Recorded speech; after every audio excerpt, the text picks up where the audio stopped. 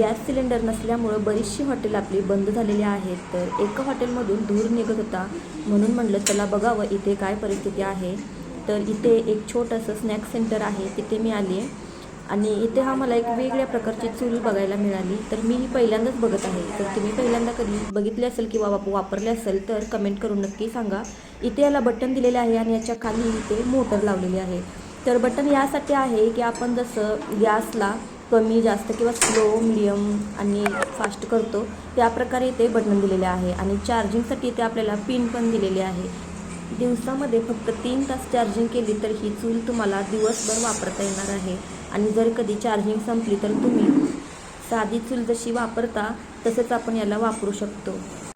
मला तर ही चूल खूप आवडली. जर तुम्हाला आवडली असेल तर कमेंट करून नक्की सांगा.